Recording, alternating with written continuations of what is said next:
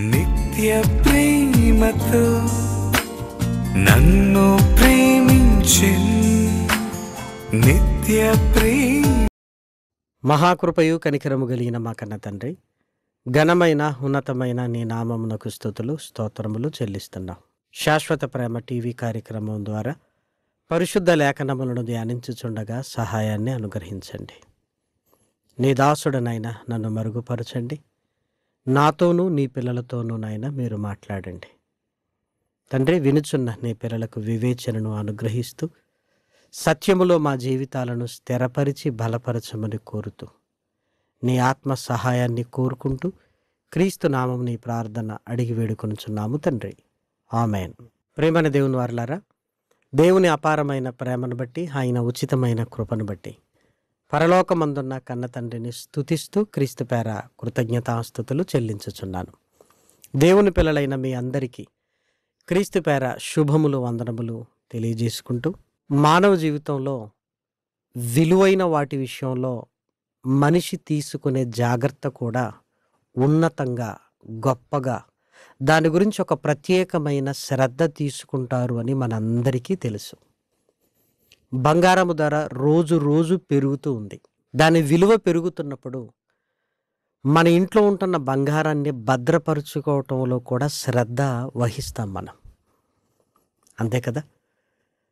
అలాగే మనిషి జీవితంలో రక్షణ విలువ మనిషికి తెలిసిందని ఒకవేళ జాగ్రత్తగా మనం ఆలోచించగలిగితే, దాని విలువ మనిషికి తెలియలేదు గనుకనే రక్షణను గురించి మనిషి ఆలోచించటం లేదు, దాని పట్ల శ్రద్ధ కలిగి ఉండటం లేదు అని సమాజాన్ని మనం చూస్తున్నప్పుడు ఇట్టే చెప్పగలం.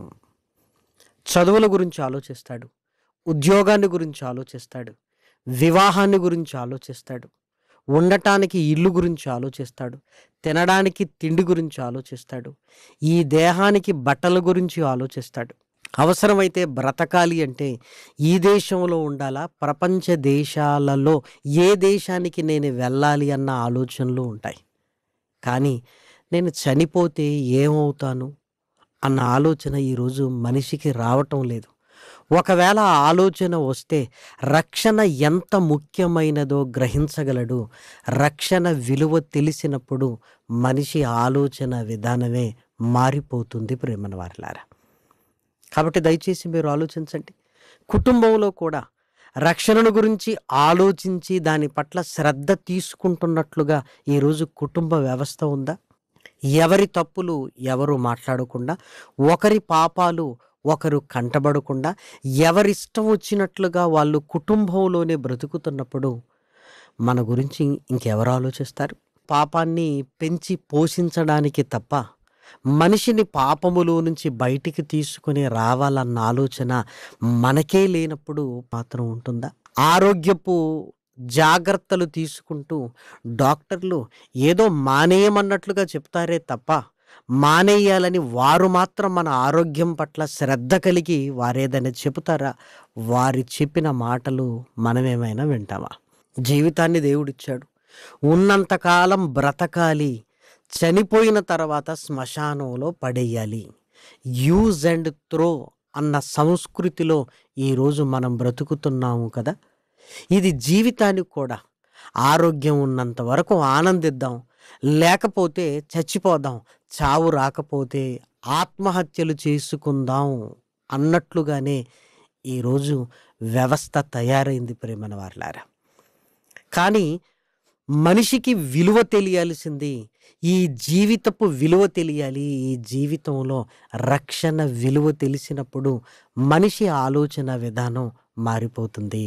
కాబట్టి పరిశుద్ధ గ్రంథంలోనికి వెళ్ళి జాగ్రత్తగా మనం చూడగలిగితే, అపోస్తులుడైన పౌలు గారు పరిశుద్ధాత్మ ప్రేరణతో హెబ్రీలకు పత్రికను రాస్తూ 2వ అధ్యాయము 3వ వచనాన్ని దయచేసి లేఖనాలలోనికి వెళ్ళి చూడగలిగితే, ఇంత గొప్ప రక్షణను మనము నిర్లక్ష్యము చేసిన ఎడల ఎలాగూ తప్పించుకుందుము. గొప్ప రక్షణ అనట్లేదు, ఇంత గొప్ప రక్షణను మనము నిర్లక్ష్యము చేసిన ఎడల ఎలాగూ తప్పించుకుందుము. మనం నిర్లక్ష్యం చేస్తుంది, సమాజం నిర్లక్ష్యం చేస్తుంది చిన్న విషయాన్ని కాదు. ఇంత గొప్ప రక్షణ అంటున్నాడు. రక్షణ విలువైనది, గొప్పదిగా చూస్తున్నాడు గనుకనే నిర్లక్ష్యం చేస్తున్న మనుషులను చూస్తూ ఆయన బాధపడుతున్నాడు. ఇంత గొప్పదాన్ని మీరు ఎలా నిర్లక్ష్యం చేస్తున్నారు అని మందలిస్తున్నట్లుగా ఉంది కదా ఈ మాట. రక్షణ ఎంత గొప్పదో లేఖనాలలోనికి వెళ్ళి ఆలోచిస్తే కొన్నిసార్లు దేవుని కృప మనకు తెలియాలి అంటే సమాజంలో జరుగుతున్న వాటిని మనం పోల్చుకొని చూసినప్పుడు దేవుని కృప మన పట్ల ఎంత ఉన్నతంగా ఉందో మనం అర్థం చేసుకోగలం. ఉదాహరణగా బ్యాంకాంగ్, థాయిలాండ్ ప్రాంతాల్లో, మయన్మార్ ప్రాంతాలలో భూకంపం వచ్చింది. శిథిలాల క్రింద వేలాది మంది గాయపడ్డారు, వేల మంది లోకాన్ని విడిచిపెట్టి వెళ్ళిపోయారు, మృత్యువాత పడ్డారు. కానీ మన పరిస్థితిని చూడండి, మనం బాగున్నాం కదా. దీన్ని బట్టి దేవా, వారికంటే నా పట్ల నీ కృప ఎంత గొప్పది అని ఒకరితో పోల్చుకున్నప్పుడు మనం బెటర్ కదా అని మనకు అనిపిస్తుంది. ఒక విషయంలోనే కాదు, సమాజంలో అనేకులతో మనల్ని మనం పోల్చుకున్నప్పుడు దేవుని కృప, నువ్వు ఆరోగ్యంగా ఉన్నావు అంటే హాస్పిటల్లో ఉన్నవారితో పోల్చుకో. నీ పట్ల దేవుడు ఎంత కృప చూపిస్తున్నాడు. దయచేసి మీరు ఆలోచించండి. భోజనం లేని వారిని గురించి ఆలోచించు. నీ పట్ల దేవుడు ఎంత మమకారాన్ని చూపిస్తున్నాడు.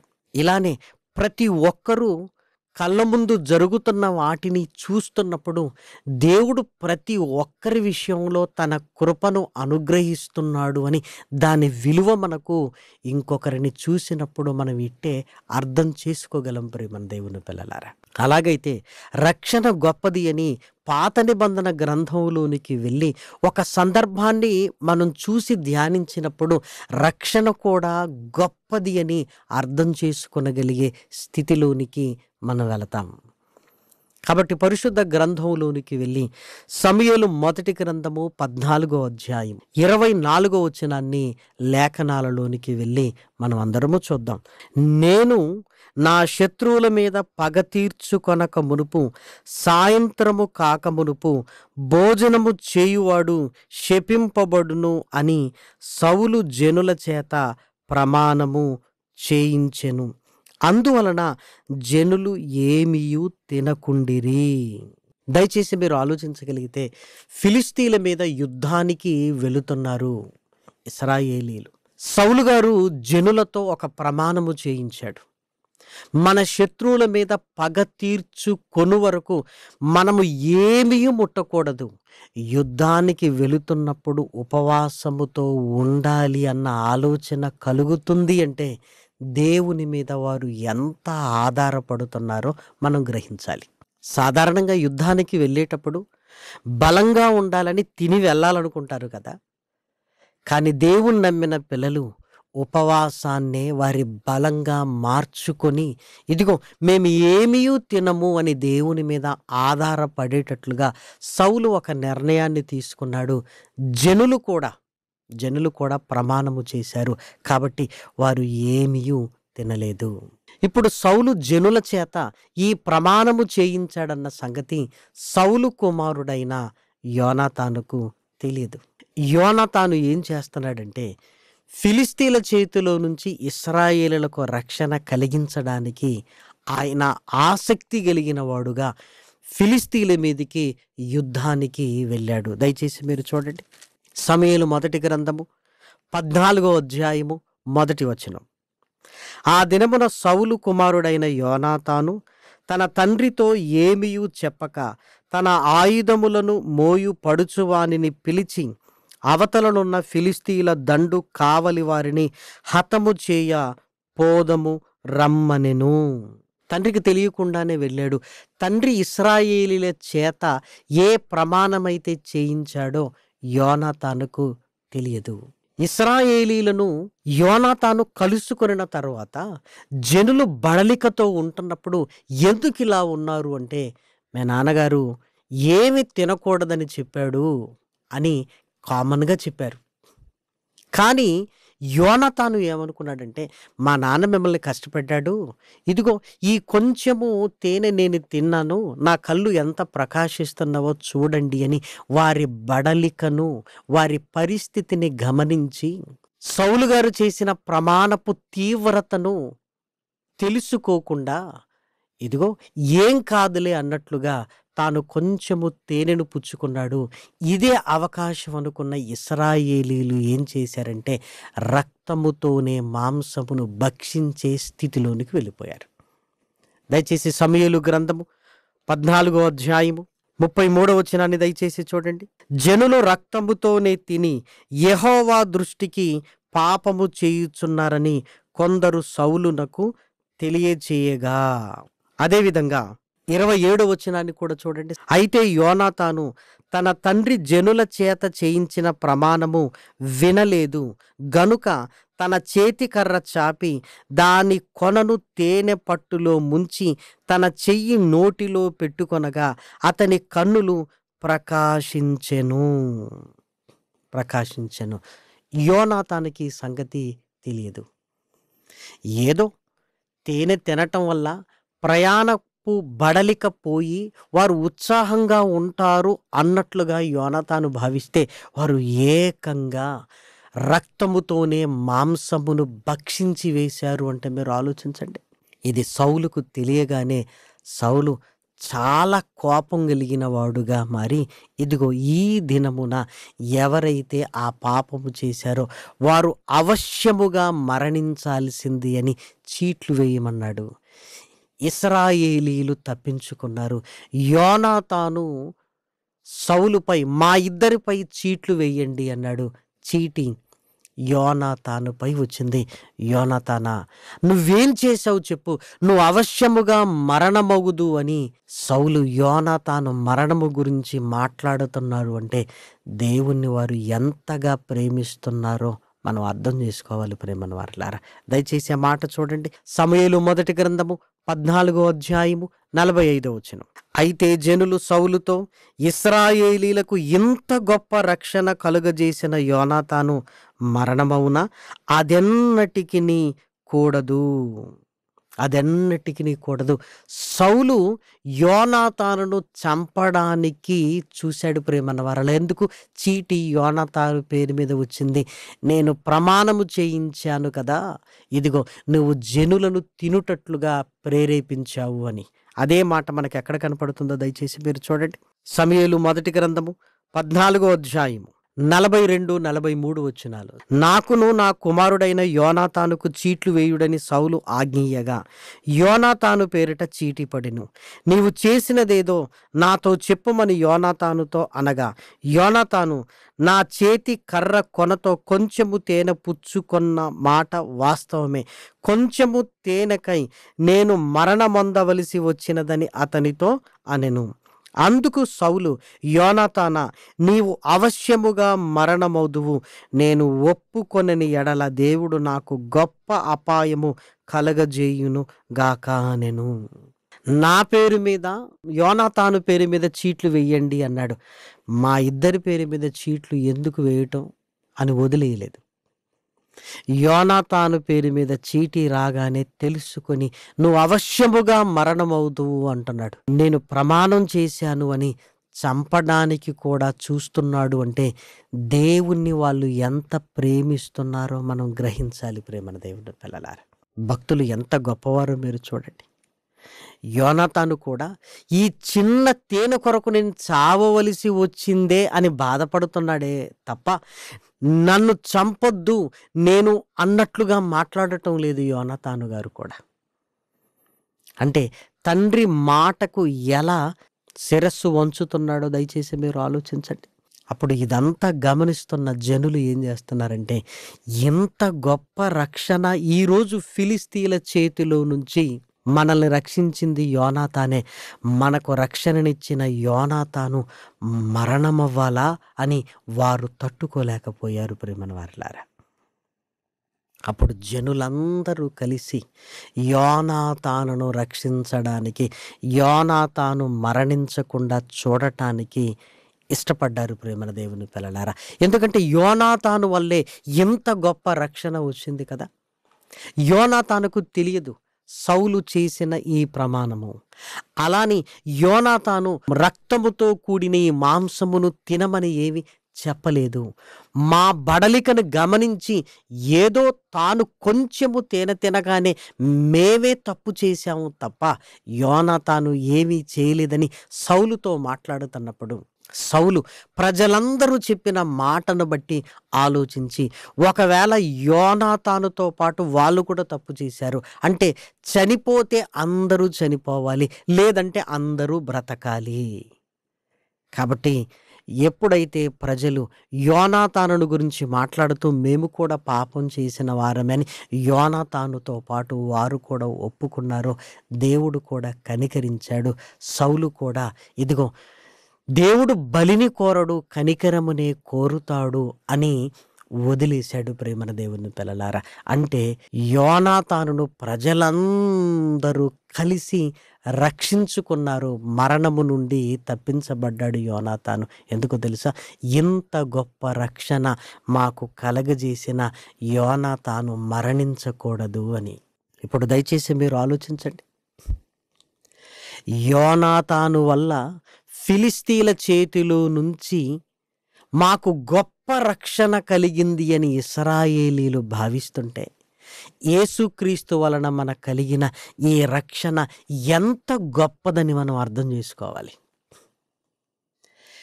శరీరాలను ప్రాణాలతో కాపాడటమే ఎంత గొప్ప రక్షణ అంటే, పాపము నుండి మన ఆత్మను విమోచించే ఈ రక్షణ యేసుక్రీస్తు వలన కలిగింది.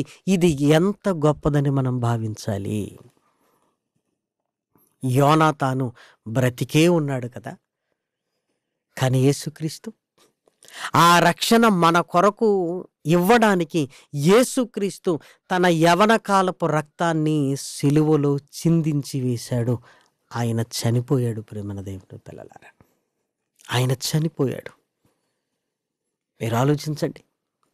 బ్రతికున్న యోనాతాను వలన కలిగినదే గొప్పది అనుకున్నప్పుడు ఆయన చావు వల్ల, ఆయన మరణం వల్ల ఈరోజు వచ్చిన రక్షణ అది ఎంత విలువైనది, ఎంత గొప్పదని నీవు నేను ఆలోచించాలి. ప్రేమన దేవుని పిల్లలారా, అక్కడ జనులు రక్తముతో మాంసమును తిని పాపం చేశారు. కానీ యేసుక్రీస్తు మరణ సమాధి పునరుత్థానముల ద్వారా రక్షణ, పాప విమోచన మనకు కలిగింది. ఈరోజు ఆయన రక్తమును, ఆయన శరీరమును తినగలిగే యోగ్యత, భాగ్యములోనికి మనం వచ్చాం. ప్రేమన దేవుని పిల్లలారా, దయచేసి మీరు చూడండి. యోహాను సువార్త 6వ అధ్యాయము 53వ వచనాన్ని దయచేసి మీరు చూడండి. కావున యేసు ఇట్లనెను, మీరు మనుష్య కుమారుని శరీరము తిని ఆయన రక్తము త్రాగితేనే గాని మీలో మీరు జీవము గలవారు కారు. నా శరీరమును తిని నా రక్తము త్రాగువాడే నిత్య జీవము కలవాడు. అక్కడ వారు రక్తముతో తిని పాపము చేస్తే, ఈరోజు ప్రభు వల్లలో యేసుక్రీస్తు శరీరమును, ఆయన రక్తమును మనం తీసుకుంటుంది ఎందుకో తెలుసా? పాపము చేయకుండా ఉండటానికి, మన పాప క్షమాపణ కొరకు. ప్రేమన దేవుని పిల్లలారా, ఇక నేను పాపము చేయను, ఆయన రక్తము ద్వారా క్షమాపణ పొందుతున్న నేను ఇక పాపము చెయ్యను అని. ప్రేమన వారిలారా, నిజంగా ఎంత తేడా కనపడుతుంది కదా. ఫిలిస్తీన్ల మీద యుద్ధాన్ని గెలిపిస్తే యేసుక్రీస్తు సాతాను మీద విజయాన్ని మనకు అనుగ్రహించాడు. ప్రేమన దేవుని పిల్లలారా, భూమి మీద మట్టి మనుషులైన ఫిలిస్తీన్లు ఎక్కడ?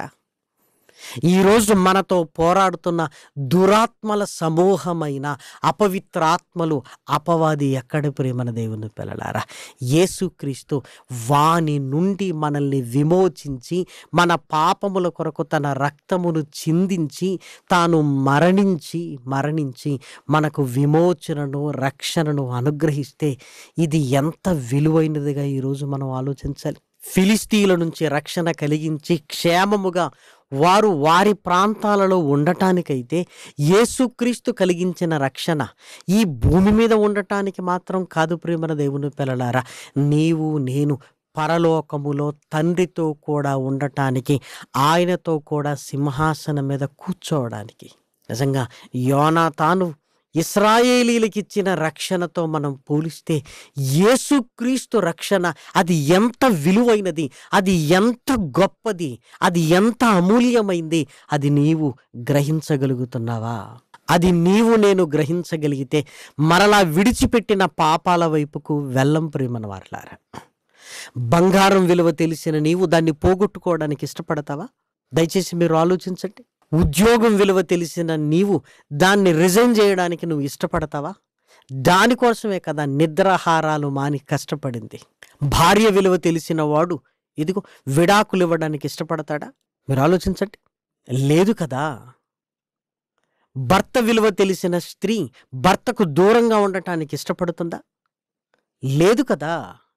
ఈరోజు నీకు నాకు తెలియాల్సింది రక్షణ విలువ తెలియాలి. ఇంత గొప్ప రక్షణను మనం నిర్లక్ష్యం చేసి దానిని విడిచిపెట్టి ఆ రక్షణలోనికి రాకుండా రక్షణలోనికి వచ్చిన తర్వాత కూడా చాలామంది పాపములోనికి వెళుతున్నారంటే ఎలాగో తప్పించుకోగలం? ఒక్కసారి ఈరోజు ఆలోచించండి. అది విలువైనది ప్రియమైన దేవుని పిల్లలారా. ఏదో ఆదివారం వెళుతున్నాను, ప్రభు బలలో నేను చేయి వేస్తున్నాను, చేసిన పాపాలన్నీ పోయాయి, మరలా పాపం చేయొచ్చు అని భావిస్తున్నప్పుడు ఇంకా నీ జీవితాన్ని ఎప్పుడు సీరియస్గా తీసుకుంటావు? పిల్లలు చూడండి, ఉద్యోగం కొరకు సీరియస్గా తీసుకొని నిద్రాహారాలు మాని చదువుతున్నారు అంటే పరలోకాన్ని నీవు నేను సీరియస్గా తీసుకున్నావా? ఒకవేళ దాన్ని సీరియస్గా తీసుకుంటే మన జీవితాలు ఎలా ఎందుకుంటాయి? పాపములో నుంచి బయటికి వచ్చామని చెప్పుకుంటున్న మనలో మరలా పాపమే ఉందంటే అసలు ఏం చేస్తున్నావు? నీ రక్షణ విలువ ఎంత గొప్పదో నీకు తెలిసిందా? లేదు. అందుకే మరలా పాపంలోనికి వెళుతున్నావు. చాలామందికి దీని విలువ తెలియక ఇంకా పాపంలోనే ఉంటున్నారు, రక్షణలోనికి రాక. లోకం శాశ్వతమా? కాదే. ఈ జీవితం శాశ్వతమా? కాదే. ఈ శరీరముతోనే కలకాలం ఈ భూమి మీద బ్రతకగలమా? లేదే. ఇవన్నీ మాట్లాడుకుంటున్న మనం చనిపోతామన్న సంగతి తెలుసు. మరలా ఇన్ని మాట్లాడుకుంటున్న మనం ఈ లోకంలో ఏదో ఉందని దాని వెనకాల పరిగెత్తుతున్నావేంటి? నీ పైనున్న పరలోకాన్ని ఆకాశం వైపు కనులెత్తి చూచి నేను అక్కడికి వెళ్ళాలి అన్న ఆలోచన నీకు కలుగుతుందా? ఒక్కసారి దయచేసి ఆలోచించండి. పౌలు గారికి విలువ తెలుసు. అందుకే ఇంత గొప్ప రక్షణను నిర్లక్ష్యము చేసిన ఎడల ఎలాగూ తప్పించుకొందుము అని ఇదిగో మన ఈ విషయంలో ఆయన బాధపడుతున్నాడు ప్రియమైన వారలారా. ఆ రక్షణ కొరకు యేసుక్రీస్తు పరలోకాన్ని విడిచిపెడితే ఈ భూమి మీదికి వస్తే వచ్చింది. యేసుక్రీస్తు మనలాంటి శరీరాన్ని ధరించుకుంటే ఈ రక్షణ మనకు వచ్చింది ప్రియమైన వారలారా. అంతేకాదు, యేసుక్రీస్తు 33.5 సంవత్సరాలు ఈ భూమి మీద బ్రతికి ఇచ్చిన రక్షణ అది ఎంత విలువైంది. అంతేకాదు, యేసుక్రీస్తు పవిత్రమైన రక్తాన్ని ధారపోస్తే వచ్చిన రక్షణ అది ఎంత విలువైనది. ప్రియమైన వారలారా. కలవరి కొండపైకి శిలువ మ్రానును మోసుకుని వెళ్ళిపోతూ తన పవిత్రమైన రక్తాన్ని చిందిస్తే వచ్చిన రక్షణను నిర్లక్ష్యం చేస్తున్నావా? ఒక్కసారి ఆలోచించు. అది ఎంత మాత్రము తగదు ప్రియమైన దేవుని పిల్లలారా. పాపములో నుంచి బయటికి రావాలి, దేవుని కొరకు బ్రతకాలి. యోనాతాను విషయంలో వారు ఎలా కృతజ్ఞత కలిగి ఉన్నారో మన రక్షణ విషయంలో కూడా మనము కృతజ్ఞత కలిగి ఉండాలి అంటే పాపము చెయ్యకుండా ఉండాలి. ఆయన వచ్చు వరకు ఆయన మరణమును ప్రచురించవలసిన బాధ్యత దేవుని పిల్లలమైన మన మీద ఉన్నది ప్రేమన వారలారా. కాబట్టి దయచేసి మీరు ఆలోచించండి. రక్షణను నిర్లక్ష్యము చేయకుండా ఆ రక్షణను భయముతోనూ వణుకుతోనూ కొనసాగించుకోవాలి. ఇంకా రక్షణకు దూరంగా ఉంటే ప్రభు నీకు సమీపంగా ఉన్నాడు.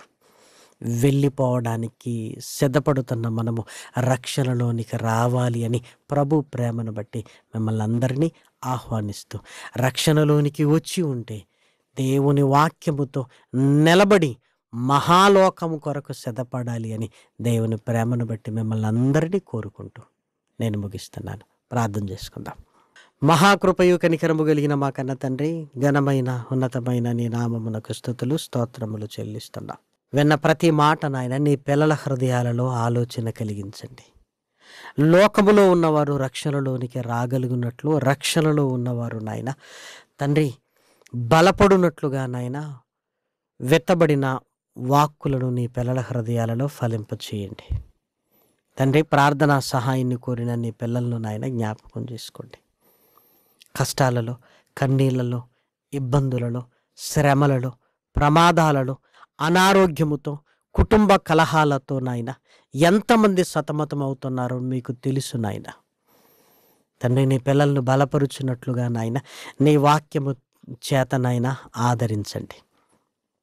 గర్భఫలాల కొరకు ఎదురు చూస్తున్న నీ పిల్లలకు గర్భఫలాలనివ్వండి. ఉద్యోగాల కొరకు నైనా సిద్ధపడుతున్న నీ పిల్లలకు విజయాన్నివ్వండి. శోధనలో ఉంటున్న నీ పిల్లలకు నైనా సహనాన్ని అనుగ్రహించి దుష్టుడిపై జయమును అనుగ్రహించండి. ఈ శాశ్వత ప్రేమ టీవీ కార్యక్రమాలు కొనసాగించున్నట్లుగా మా చేతులను బలపరుస్తూ నాయన నీ పని కొరకు తమ కష్టాన్ని ఇస్తున్న నీ పిల్లలను నాయన జ్ఞాపకం చేసుకోండి. ఇందులో సండే స్కూల్ పిల్లలు మొదలుకొని నాయన వృద్ధుల వరకు నాయన తండ్రి చాలని జీత భత్యాలను కలిగి ఉన్న నీ పిల్లలు కూడా నాయన విలువైన వారి కష్టాన్ని పంపుతూ నాయన ఈ కార్యక్రమాన్ని ముందుకు తీసుకుని వెళుతున్నారు. నీ పిల్లలకు నాయన నూరంతల ఫలాన్ని నాయన అనుగ్రహించండి, బలపరచండి. తండ్రి కృపతో నాయన ముందుకు తీసుకుని వెళ్ళమని మిమ్మల్ని కోరుకుంటున్నాం. ఇంకా అనేక సంగతులతో నాయన మా హృదయాలు తాకమని మిమ్మల్ని కోరుకుంటూ ఘనత, మహిమ, ప్రభావములనైనా మీకే ఆరోపిస్తూ క్రీస్తు నామం నీ ప్రార్థన అడిగి వేడుకొనుచున్నాము తండ్రి, ఆమేన్. పరమ తండ్రి అయిన దేవుని ప్రేమయు, కుమారుడైన యేసు క్రీస్తు కృపయు, పరిశుద్ధాత్మ యొక్క సహవాసమును ఇప్పుడును ఎల్లప్పుడూ సదాకాలము మనందరికీ తోడయుండును గాక. ఆమేన్. స్వార్థం లేనిది ప్రేమ, అన్నీ ఓర్చును ప్రేమ. డంబం లేనిది ప్రేమ, అపకారమునే మరచును ప్రేమ. ఉప్పొంగని గుణమే ప్రేమ, కోపం నిలుపదు ప్రేమ. అన్నీ దాడును ప్రేమ, మత్సరమే పడనిది ప్రేమ. దయనే చూపును ప్రేమ, గరికే చేచును ప్రేమ. సహనం చూపును ప్రేమ, నిరీక్షణతో నిలుచును ప్రేమ.